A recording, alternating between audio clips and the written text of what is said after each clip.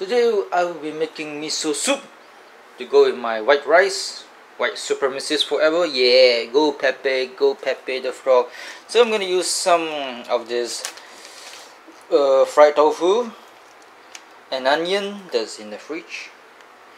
This one here, soybean paste daishi type GMO free bean.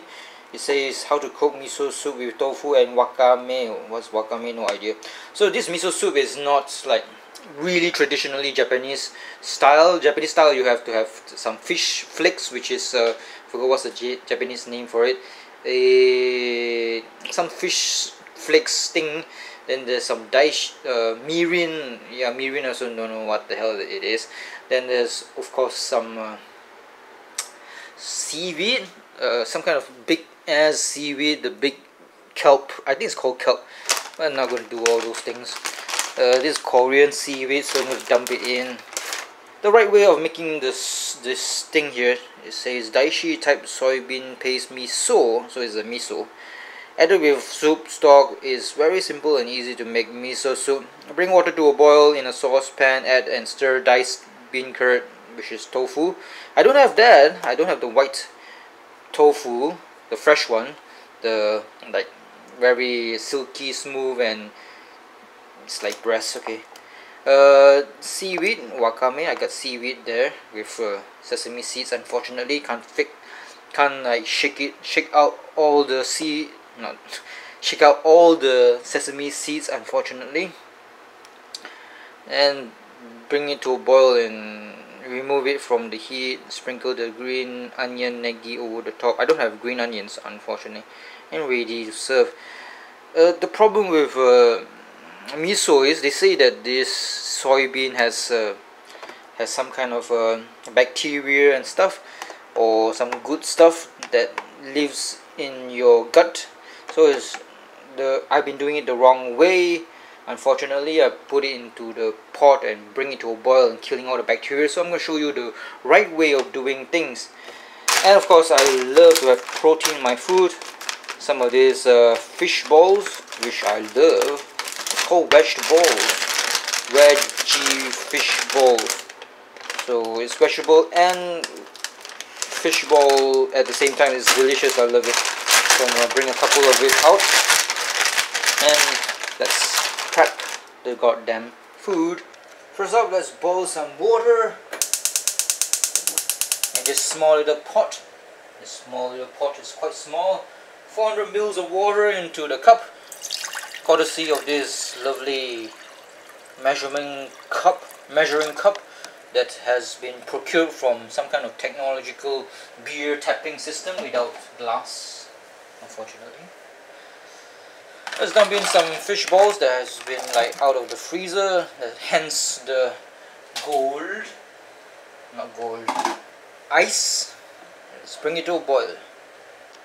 So those tofu puffs or fried tofu, you can get it from any supermarket place or Asian supermarket if you're not living in Asian cities. So I just need about 3 of them maybe. It's good for curries. I love it when it comes with tofu pork. It's legit curry noodles if it comes with tofu pork. Lovely stuff. Tofu pork, that is. So keep it for another day. Let's see. Still recording, goddamn. Tofu pork, might as well slice it into smaller pieces so that it's like everywhere in the soup to be.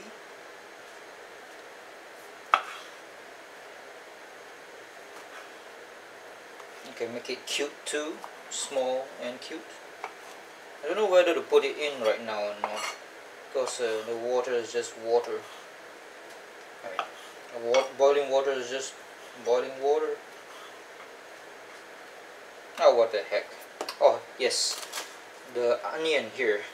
I saw in a video, so they put some raw onion into the soup. I'm not sure why, but I'm eager to try it out. So let's chop some onions to put into the soup. Just dump it into the soup. I will. Which is what I'm doing now.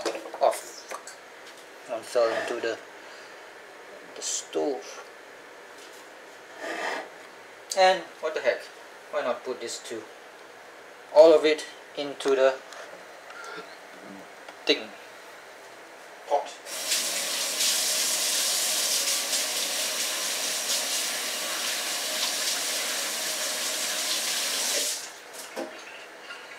And wait for it to boil.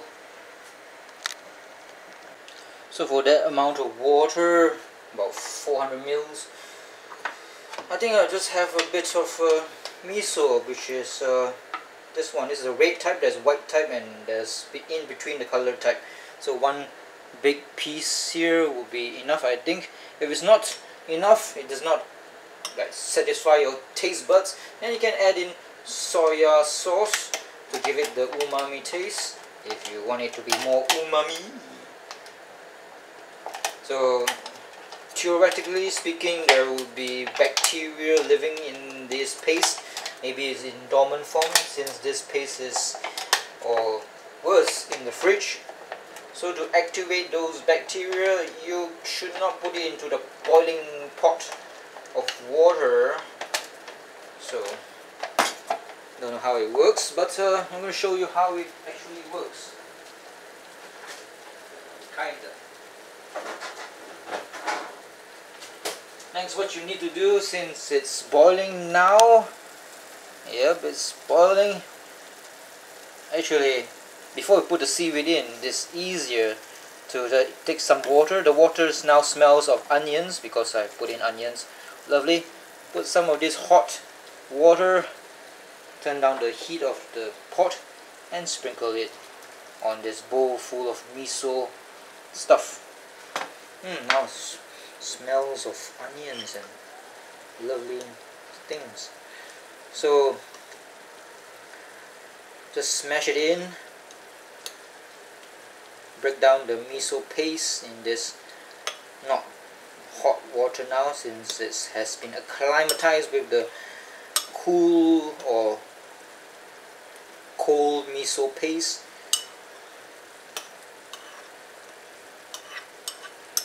So let's smash it in, smash it in, smash it in.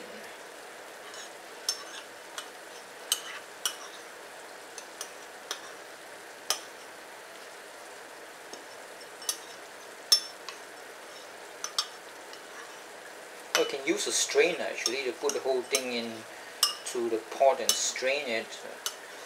It's going to be a bit difficult and take some time to actually make sure all of the paste is in the soup. Adding more hot water just because. And of course some seaweed. Yes, it's seaweed time. Put a bit of it into the boiling water. Nice. And this seaweed is always like so oily. So it's all diluted already, that thing there, hopefully. So I'm gonna just dump it into this pot here that's boiling, and just turn off the heat. Yeah, turn off the heat and dump it in, and there you have it, a miso soup that did not kill a lot of its probiotic stuff. Nothing to do with Mass Effect, but the bacteria, it should be alright. Should be living, maybe, who knows. It might be dead, might be alive, but this seems to be the right way of making authentic miso soup. But some of them say, oh, just dump it in and kill all the bacteria. You just have to like harness the dead carcass of the bacteria for your own needs. You don't need to preserve them bacteria, so this is just good enough. You don't need to boil it anymore. Let's give it a taste actually.